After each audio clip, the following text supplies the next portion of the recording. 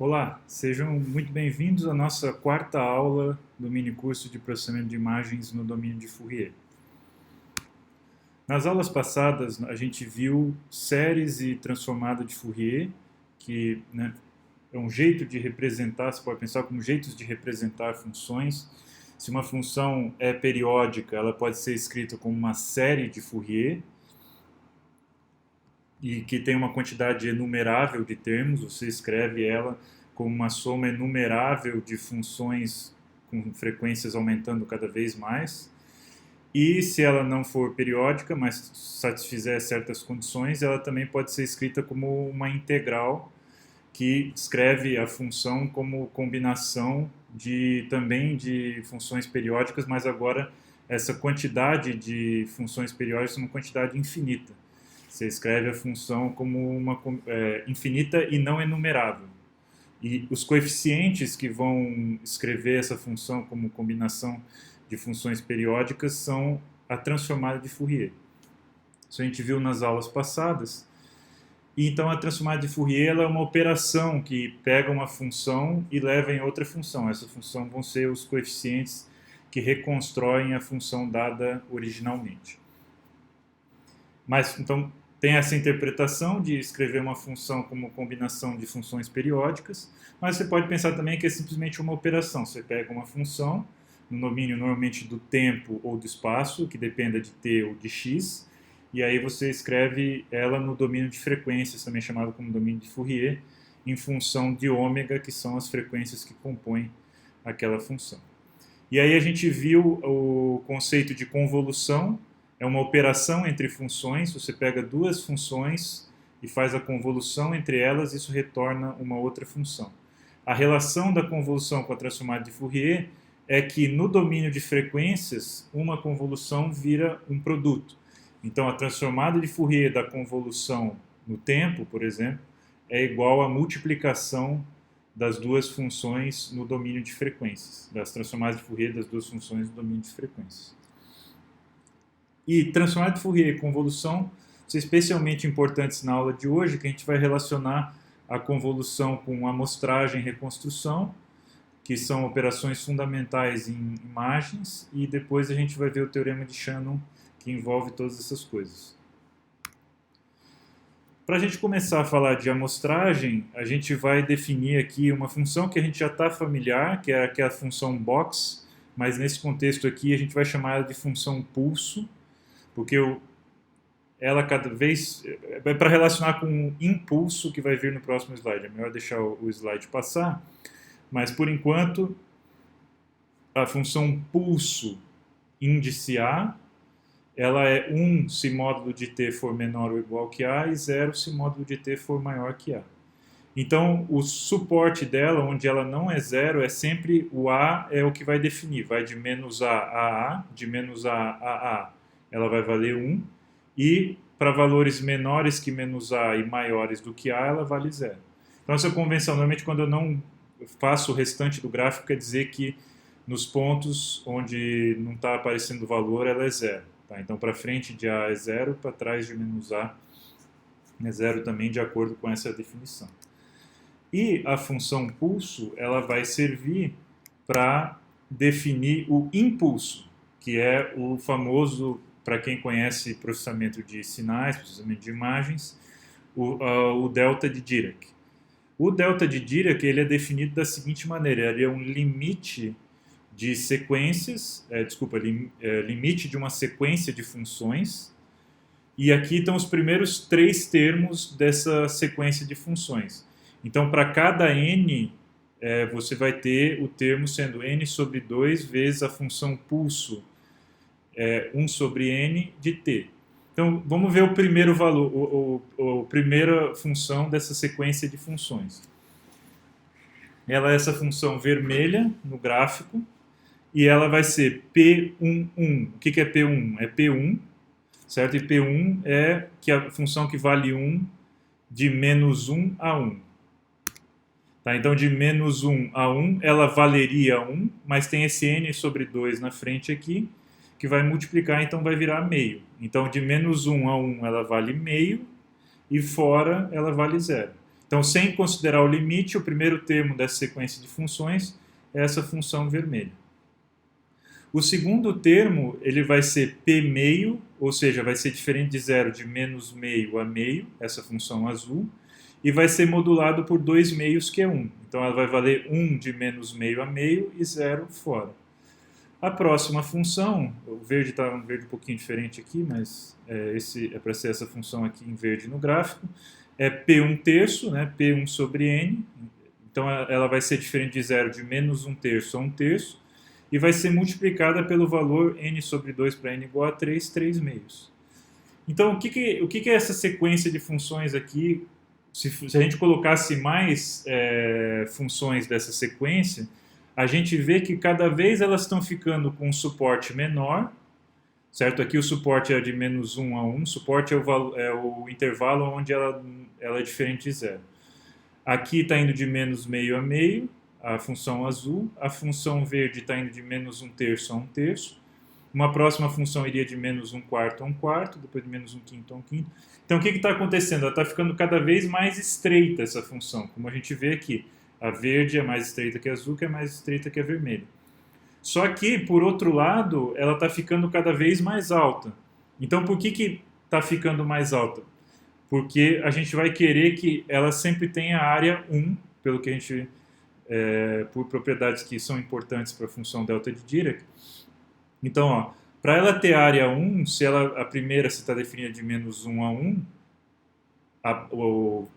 a base tem comprimento 2, e aí você tem que fazer uma função pulso de altura meio, que aí base vezes altura, esse retângulo aqui da função vermelha, vai dar 1. Já a função azul, a base é menos meio a meio, ou seja, a base tem comprimento 1. Para dar área 1, você bota uma altura 1.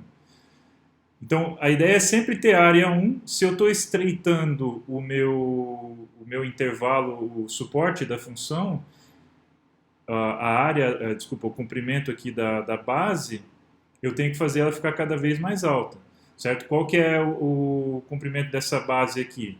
É 2 terços, certo? Vai de menos 1 terço a 1 terço. E aí, qual que tem que ser a altura para a área da 1? Tem que ser 3 meios. 3 meios vezes 2 terços dá 1. Então, é essa a ideia desses termos aqui. O P1 sobre N vai ter um comprimento da base de 2 sobre N, e aí para dar uma área unitária, você multiplica por N sobre 2. Então, você está cada vez mais estreitando e fazendo com que ela fique mais alta. Como é que fica isso no limite? Porque o delta de Dirac é o limite dessas funções. Então, tem que botar infinitas funções, elas vão ficando cada vez mais estreitas e mais altas. No limite, fica uma coisa desse tipo aqui, que ela vai ficando tão estreita que vai passar a ser zero em todos os pontos, exceto no ponto zero, em que ela vai valer infinito. Certo? Porque a altura aqui está subindo cada vez mais e ela vai subir arbitrariamente para sempre compensar a base aqui que está ficando com comprimento, que o comprimento vai tender a zero. Tá? Então, o delta de Dirac é definido como esse limite aqui, que acaba dando infinito para t igual a zero e zero para t diferente de zero. E aí você pode se perguntar, bom, mas então se deu infinito, essa sequência de funções aqui na verdade não convergiu. Você tem razão sobre uma definição de convergência de sequência de funções, que é as definições que a gente conhece mais, de convergência pontual especialmente. Mas num contexto generalizado, você pode aceitar sim uma função, um limite desse tipo aqui, que vai deixar de ser uma função, porque o infinito não pertence aos reais, e é o que a gente chama de uma distribuição. Tá? Então, o que vai basear várias coisas que vêm em seguida, eu nem vou colocar como exercício para vocês, porque depende de um conhecimento de teoria, de uma área que a gente chama de teoria de distribuições, tá? Que eu não estou supondo aqui que vocês conhecem. Então, muitas coisas a gente vai ter que fazer aqui de modo intuitivo, sem formalizar e também sem colocar para exercício, mas eu acho que dá para explicar de uma maneira que ainda dá para entender. Então, assim, eu sei que não é uma função, tanto que eu não estou botando função delta de Dirac, eu estou chamando de delta de Dirac ou impulso, não estou botando o nome função, que vai valer, então, infinito, e aí normalmente a gente representa por essa flecha, porque em qualquer ponto que a gente botasse aqui não estaria correto, porque o valor de um t igual a zero seria maior que esse valor. Então a gente bota uma flecha para identificar que é um impulso, né, vem 0, 0, 0, aí dá um impulso infinito e imediatamente volta para zero. Então eu sei que é um objeto que a gente não está muito acostumado, mas é o que a gente vai trabalhar aqui. A integral da função delta de Dirac, porque aí é outra coisa estranha, né? Se ela só é diferente de zero num ponto, pelo nosso conhecimento de funções, teria que a integral dar zero. Só que o lance é que não dá, porque esse infinito aqui acaba compensando de uma maneira que a integral dá 1. Tá? Como é que a gente pode justificar isso naturalmente sem entrar nos detalhes? Né? É pensar, considerar que ele é o limite, a delta de Dirac é o limite de uma sequência de funções, essa sequência aqui, n sobre 2p1 sobre n de t, e cada uma dessas aqui tem área 1. Então, se você aceitar que, em termos de integral, isso é uma sequência constante igual a 1, que a integral sempre está dando 1, no limite, a integral vai dar 1. Eu sei que é esquisito, eu sei que causa um certo desconforto, e as justificativas formais dependem de mais argumentos, tá? Mas, então, a integral de menos infinito a infinito do delta de Dirac dá 1. O delta de Dirac, ele é o elemento neutro da convolução, certo? Qualquer função para a qual a convolução esteja bem definida, quando você faz a convolução com delta, dá a função. Tá? Então, delta convolução com f dá f para toda f. E o delta de Dirac, para isso aqui ser verdade, né, se você aplicar a transformada de Fourier dos dois lados, você vai ter que transformada de Fourier da convolução é o produto da transformada de Fourier. Então, a transformada de Fourier disso aqui vai dar a transformada de delta vezes a transformada de f. Só que aí desse lado vai dar a transformada de f. Então, necessariamente, a transformada de delta tem que ser 1. Tá? Então, você pode usar essa equação anterior para mostrar que a transformada de Fourier de delta é 1, ou também usar a própria definição que eu ia falar a função delta de Dirac, eu escorregando aqui. A definição da delta de Dirac também pode ser usada para calcular a sua transformada de Fourier, que aí vai dar 1, tá? Mas também vai ter uns objetos estranhos ali acontecendo dentro da integral transformada de Fourier, por causa desse infinito aí. Tem que ser tomado um certo cuidado. E a gente usa a delta de Dirac para uma operação muito importante, que é amostrar uniformemente uma função. Tá? Então, digamos que você tem uma função f, está aqui à esquerda. Se você tiver a função f, você assim definida para todo t, você souber a expressão dela, fica uma coisa mais fácil de se trabalhar. Mas normalmente o que a gente faz é definir f em pontos igualmente espaçados, e a gente só tem o valor de f nesses pontos. A gente pode interpretar essa operação de pegar f em valores igualmente espaçados como multiplicar por vários deltas de Dirac, que é essa função pente aqui, comb.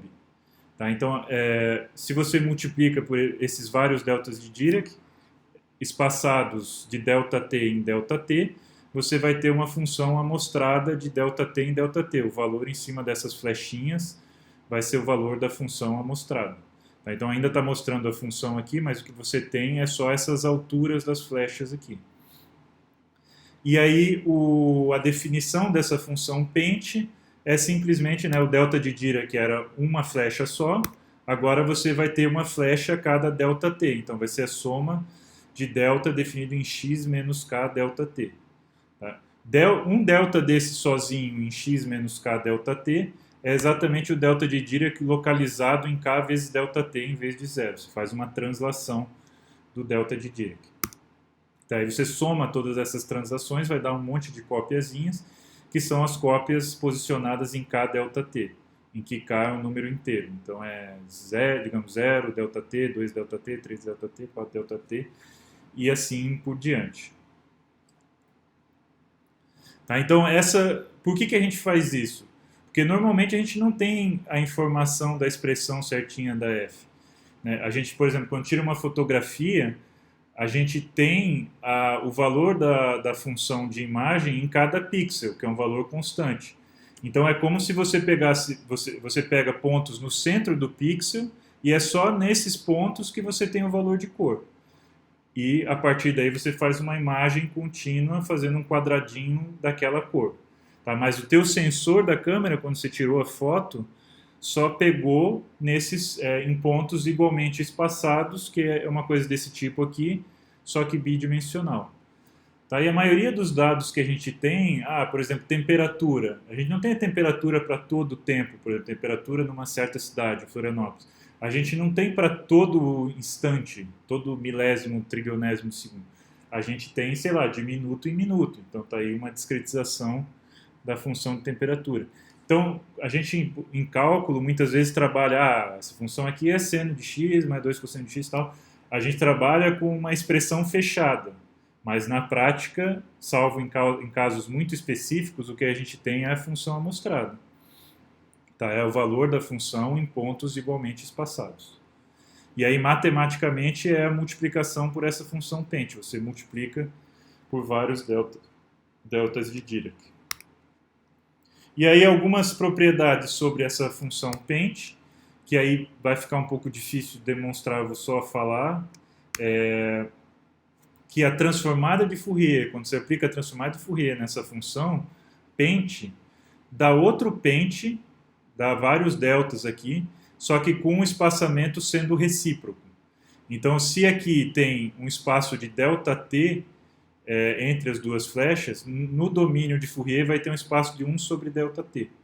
Tá? Então, digamos que ΔT aqui fosse 0,5, aqui vai ser 1 dividido por 0,5 o espaço entre as flechas aqui, que são deltas de Dirac, 1 sobre 0,5 é 2. E ainda tem essa modulação, então, o que é um pouco estranho, porque todo mundo é infinito aqui, vezes um valor aqui deveria... Eu sei que dá infinito, mas para as contas você precisa carregar esse 1 sobre ΔT. Tá? Então, mas a principal mensagem aqui é que a transformada de Fourier de uma função pente dá uma outra função pente, mas cujo espaçamento, se no domínio do tempo é ΔT, no domínio de Fourier vai ser 1 sobre ΔT. Vai ser o recíproco multiplicativo.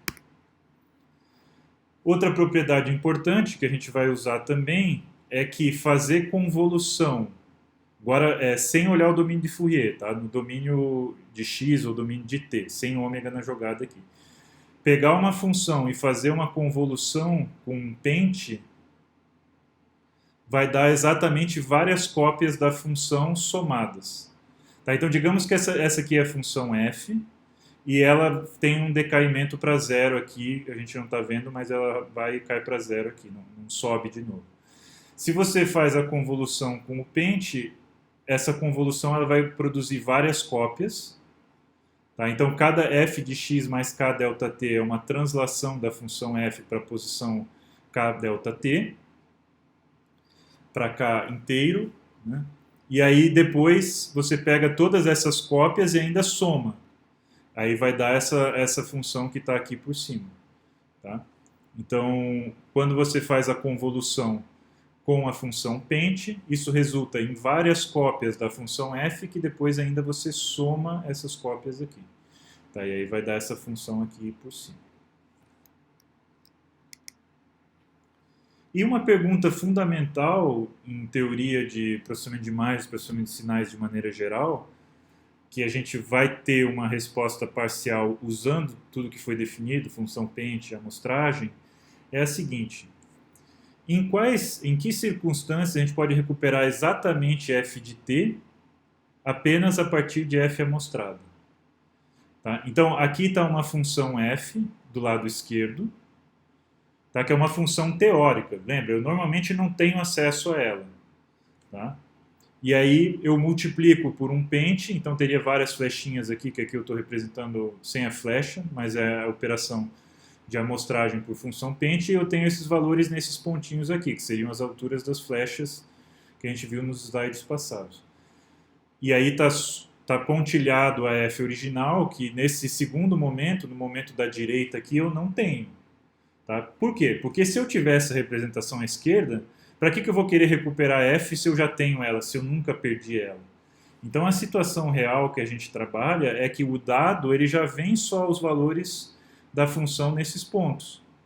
Tá? E aí, sob certas condições, a gente gostaria de recuperar a função original, que a gente nunca teve, certo? A gente nunca teve a função original.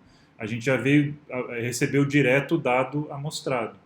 Então é muito importante. Por quê? Porque se eu conseguir recuperar a função original que está aqui pontilhada, posso amostrar ela mais, eu posso conhecer mais sobre o fenômeno físico que eu tô trabalhando.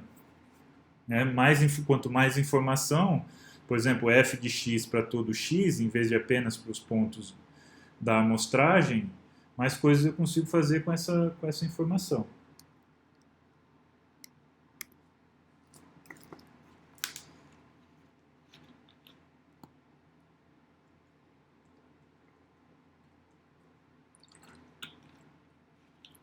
E uma resposta para essa pergunta é o teorema de Shannon.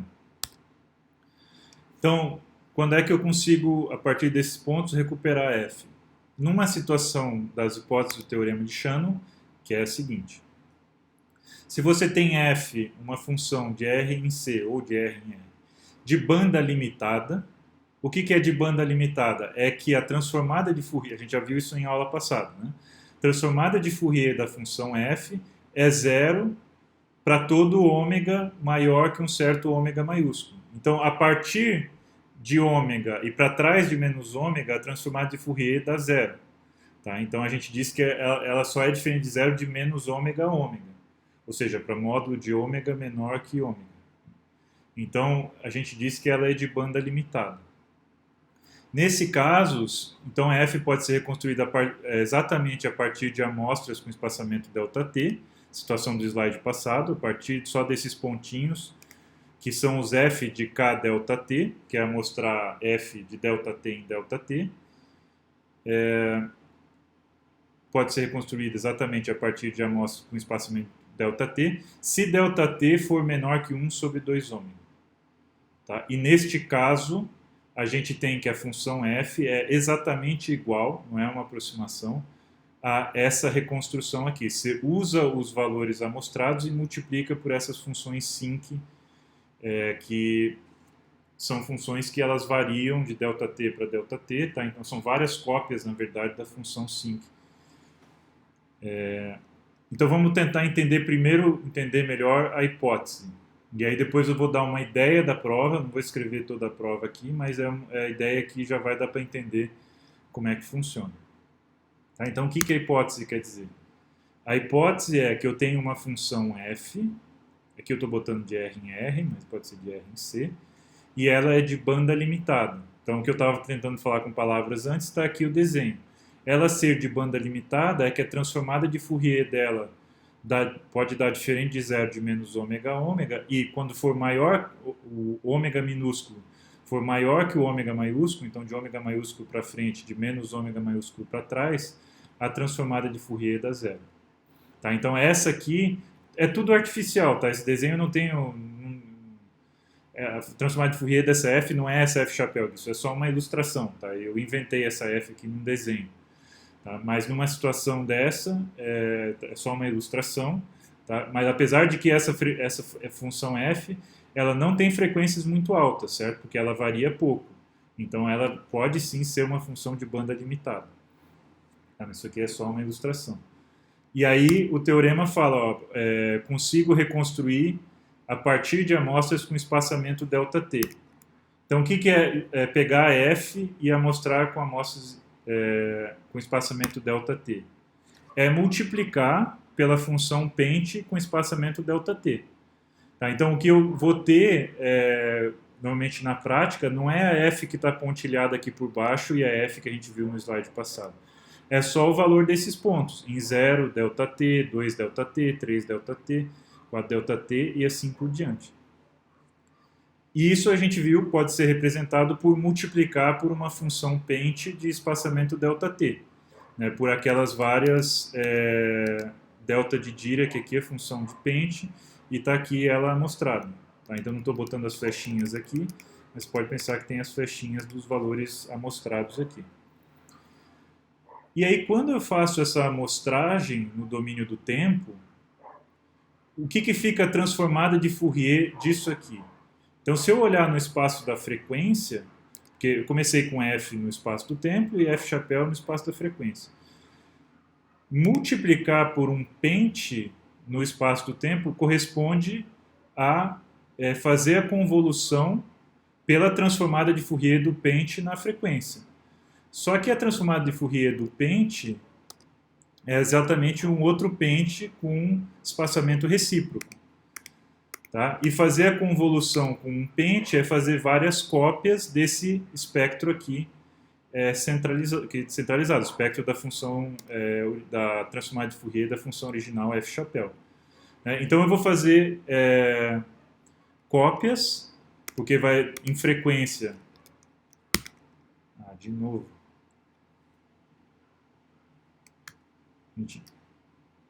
Tá uns probleminhas aqui do... Foi. Volta. Desculpem. Então está aqui a função f, está aqui o espectro dela, e quando eu amostro no tempo, corresponde a uma convolução por um pente no espaço. Desculpa. Quando eu amostro no tempo, corresponde a uma convolução por um pente em frequência. E qual que é o espaçamento desse pente? É 1 sobre ΔT. Aqui devia ser menos 1 sobre ΔT, aqui devia ser 1 sobre ΔT. Então eu vou copiar esse espectro aqui, que era 0 fora, né? Na hora de fazer a convolução com o pente, corresponde a copiar de ΔT em ΔT. Então, se aqui está centralizado no 0, aqui vai estar centralizado no ΔT, aqui vai estar centralizado no menos 1 sobre ΔT. Então, estou só olhando no domínio de Fourier o que eu normalmente faço no domínio espacial. Por quê? Porque aí eu consigo evoluir aqui nas ideias do teorema. Sempre que eu estou fazendo alguma coisa no tempo, espaço, tem o correspondente no domínio de Fourier. E aí, o que é a hipótese do teorema? Tem outra hipótese aqui, que ΔT é menor que 1 sobre 2 ômega, ou, equivalentemente, 2 ômega é menor que... 1 sobre ΔT é maior que 2 ômegas. Passa ΔT para cá, 2 ômega para cá. Se eu tiver 1 sobre ΔT maior que 2 ômega, essas cópias aqui do espectro da função f vão estar separadas e não vão ficar uma em cima da outra. Porque se ficar uma em cima da outra, vai acontecer uma coisa desse tipo aqui, que aí eu já não sei mais quem é quem, porque tem duas somadas aqui que estão se interferindo. Tá? Então, num caso desse, quando ΔT é menor que 1 sobre 2 ômega, ou, equivalentemente, 1 sobre ΔT é maior que 2 ômega, então, por exemplo, 1 sobre ΔT aqui vai ser maior que 2 ômega, e aí essa cópia aqui vai estar separada, não vai interferir com essa cópia central, assim como essa cópia aqui da esquerda também não vai interferir com essa, assim como tem várias outras cópias que vão de 1 sobre ΔT e 1 sobre ΔT, e uma nunca vai se sobrepor à outra. Tá? Então elas ficam bem separadas. E aí, isso é importante por quê? Porque quando elas estão bem separadas, eu consigo, no domínio de frequências, e aí vai ter um equivalente aqui no domínio do tempo, multiplicar por uma função pulso. Por quê? Se eu multiplico por uma função pulso de suporte ômega, ela é 0 fora, aí eu jogo fora essas cópias aqui, porque eu estou multiplicando por 0, e ela é 1 dentro, então mantenho essa cópia aqui de dentro. Fazendo essa operação, vai sobrar só a cópia original. Então vai ser o P ômega vezes essa função aqui, que é exatamente esse espectro final aqui, é exatamente o espectro que eu comecei. Tá? Só que esse eu não tinha, porque eu não tenho F, não tenho nem F chapéu. Eu começo na prática com ela amostrada. E aí, para conseguir recuperar ela, eu olho ela no domínio de frequência, multiplico por essa função pente, vai jogar fora todas as cópias, vai ficar só essa do meio, que é exatamente a transformada de Fourier da função original. Multiplicar por um pente em frequência corresponde a fazer uma convolução com a função sin, que a gente viu na aula passada, transformada de Fourier multiplicar com uma função pulso na frequência corresponde a fazer uma convolução com a função sinc no espaço. Então, a gente viu que a transformada de Fourier do pulso é uma função sinc na aula passada. Tá? Então, quando a gente obtém de novo F chapéu, no domínio do tempo, a gente está reobtendo F, então F é exatamente igual a isso aqui. Tá? E aí a gente conseguiu reconstruir a F. E a sinc de ômega t convolução com essa F amostrada, não vou entrar no detalhe aqui, mas é exatamente essa expressão aqui do teorema. Tá? Então, depois de fazer esse passo final, nós temos essa função, que é igual a F, porque aqui no domínio de Fourier ficou igual a F chapéu que a gente começou. Tá? Então, é essa a ideia. Quando você tem um espaçamento que você consegue separar as cópias no espectro, depois de fazer uma convolução no domínio de Fourier, aí você consegue recuperar simplesmente multiplicando pela função pulso em frequência. Se você não conseguir, não tiver espaçamento suficiente, ou seja, né, ΔT não é pequeno o suficiente, ΔT tem que ser menor que alguma coisa, então ele tem que ser pequeno o suficiente. Tá? Se ele não for pequeno o suficiente, vai acontecer uma coisa desse tipo aqui, que você tem as várias cópias em frequência da F chapéu em vermelho,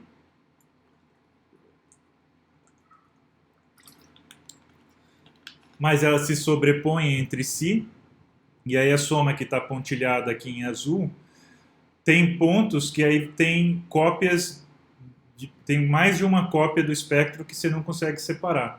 E aí você não consegue fazer esse procedimento aqui dessa ideia da prova do teorema. Tá? Então, quando não é satisfeito isso aqui, ou seja, quando ΔT, que é o espaço de amostragem, não é pequeno o suficiente, você tem esse tipo de coisa acontecendo e não consegue mais recuperar a função original. Mas a melhor maneira, isso aqui é em função 1D, que é bem ilustrativo, mas eu acho que o mais ilustrativo seria em 2D. Tá? Então, como é que isso se manifesta em 2D? Aqui a gente tem uma função que branco pode ser pensado como 1 e preto pode ser pensado como 0. Então, e tem valores de cinza aqui, né, nas transições. Então ela sobe para 1, aí cai para 0, sobe para 1, cai para 0. E essa sobe e desce vai ficando mais rápido conforme a gente vai indo para o canto superior direito. Então aqui a frequência está mais baixa, como se fosse uma senoide de frequência mais baixa, e aqui a frequência vai acelerando. Nesse caso aqui, essa imagem ela está bem amostrada, ou seja, ela foi amostrada com espaçamento correto, ΔT menor que 1 sobre 2 ômega, em que 2 ômega que ômega é a frequência máxima que aparece aqui. Agora, se a gente acelerar essa onda com a mesma quantidade de pixels na imagem, que lembra que cada pixel na imagem é um quadradinho que corresponde ao valor central, então você está mostrando nos centros dos pixels. Começa a acontecer uma coisa desse tipo aqui, ó. Então, ela subia e descia com uma certa velocidade aqui no começo. Então, estou acelerando ela no começo e aqui está, dentro dessa própria imagem, está ficando mais rápido conforme eu vou indo para o canto superior direito. Então, aqui já está uma frequência alta, mas que consegue reproduzir. E aí depois começa a ter essas interferências. Uma cópia em cima do outro, ou seja, eu não consegui separar bem as cópias. E aí acontece isso aqui que começa a aparecer esses círculos a mais aqui que não existem na função. Tá? É uma interferência vindo de outras frequências, na verdade. Tá? E aí se eu acelero mais ainda a frequência dessa função, então ela começa originalmente já muito rápido e fica muito mais rápido aqui, aí começa a aparecer círculos que não tem nada a ver com a imagem. Tá? Então ela era para ter um padrão que nem esse aqui, só que só ser mais rápida. Ou seja, ela partiria mais rápido aqui do canto inferior esquerdo e ficaria muito mais rápida para o final, mas ainda com círculos alinhados assim. Mas ficou tão rápido, aqui já está rápido que já tem uns círculos que não existem. Mas aqui realmente ferra tudo. Tem esses outros círculos que não existem, tem círculo dentro de círculo. Tá? A gente chama esse fenômeno de não amostrar com espaçamento pequeno o suficiente. Não tem termo em português, tá? Tradução, aliasing. Tá? Então ocorreu aqui nessa amostragem a aliasing nessa imagem. Qual que é um jeito de evitar aliasing? Seria você dar uma borrada na imagem. Então Essa imagem aqui é a mesma de antes, só que ela foi filtrada, ou seja, desculpa, ela foi filtrada. Ou seja, no momento que as frequências vão ficando muito rápidas, eu borro ela. E aí não tem mais o aliasing, mas também não tem mais nada, porque se deu um borrão em tudo. Então, assim, com esse espaço de amostragem dessa imagem aqui, não dá para meio que fazer nada, porque essa imagem tem frequências muito altas. Então, ou você opta por isso aqui, que está totalmente errado, ou por isso aqui, que está errado também. Tá? Ou você fala, não, eu vou amostrar mais, aí isso te dá uma imagem de resolução maior, mas isso causa outras dificuldades, porque você tem que armazenar tudo isso, exibir tudo isso. Tá? Mas então, um jeito a gente chama de filtrar, filtrar a imagem, fazer convolução da imagem com filtro passa baixa, que a gente viu na aula passada. Só vai passar as frequências baixas, ou seja, só esse cantinho que ainda é representável nesse espaçamento de amostragem, e aí o que não é representável você borra tudo. Também não é um resultado muito bom, mas é o que dá para fazer. E num exemplo mais realista, que não é uma imagem em preto e branca como essa aqui, e as outras também, preto, branco, cinza, né? Mas isso aqui é só um exemplo didático. Essa imagem aqui à esquerda, que tem essa veneziana, e aqui ela foi amostrada em muitos pixels, tá? Então ela tem uma resolução mais alta. Essa aqui foi amostrada numa resolução mais baixa e foi redimensionada para ficar no tamanho dessa, mas ela tem menos amostra. Então essa aqui ela consegue corretamente preto, marrom, preto, marrom, preto, marrom. Então essa frequência aumenta valor, desce valor, aumenta valor, desce valor. Para essa amostragem aqui está boa. Para essa aqui não, tá? Porque ela não está conseguindo amostrar bem porque está muito espaçada as amostras. E aí é mais visível aqui em cima. E olha que bizarro que é, né? Então a veneziana a gente sabe que ela é horizontal, né? E aí fica um negócio todo curvado aqui por causa que a amostragem não está boa o suficiente. Além de estar meio pixelada a flor aqui, mas isso não é aliasing. Não esse tipo de aliasing que eu estou discutindo aqui com vocês. O que é aliasing essa, ó, mostrou aqui tem quantas madeiras aqui, deve ter umas 10 aqui em cima, aqui só pega umas 4 e está tudo torto ainda, porque está mostrando errado. Então esse é um problema grande quando você não satisfaz as hipóteses do teorema de Shannon, que é esse espaçamento aqui, e a função ter banda limitada, que é uma hipótese bem restritiva.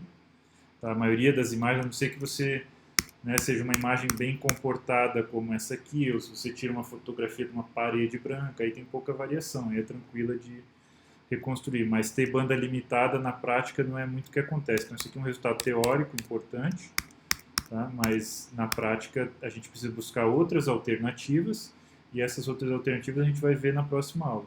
Tem mais um pequeno problema também que eu gostaria de comentar, que a gente já viu numa aula passada, que é o seguinte: mesmo se f tiver banda limitada, então pelo teorema, e se ela tiver suficientemente amostrada, pelo teorema, então eu consigo reconstruir f exatamente. F é exatamente igual a essa série de funções aqui. Só que aqui tem um problema, k indo de menos infinito a infinito. Isso não é realizável no computador. Então você tem que fazer, sei lá, k de menos 1000 a 1000, k de menos 50 a 50. E aí começa a acontecer uma coisa que a gente viu lá nas séries de Fourier. Tá? Aqui tem essa letra Q, que deveria estar no fundo cinza, só que como você cortou termos, ele não está conseguindo reconstruir exatamente. Então a natureza oscilatória da função sinc, quando você trunca, ela aparece. Aí na função R também. Então é como se a gente botasse esse QR, fossem pedrinhas, a gente jogasse na água e aí saem umas reverberações. Isso exatamente você truncar a função... Exatamente não, mas truncar a função sinc faz com que isso aconteça. Parece que você jogou as partes de alto contraste, é como se você tivesse jogado na água. O nome disso é ringing, porque vai formando anéis em volta, né? Se você jogasse um círculo, teria vários anéis em volta. Então esse é um outro problema, que mesmo nas condições do teorema, que já são bem restritivas, então você consegue reconstruir na teoria sob essas hipóteses, mas na prática também não vai funcionar bem por causa do aliasing, que é não satisfazer as hipóteses, ou quando satisfaz as hipóteses acontece ringing. Tá? Então, o Teorema de Shannon, de 1949, é um resultado muito importante para processamento de sinais, processamento de imagens, só que na prática ele não é tão útil assim, e aí é por isso que na próxima aula a gente vai ver esquemas de amostragem e reconstrução de imagens ou de funções mais úteis, tá? Menos teóricos, mais úteis na prática, certo?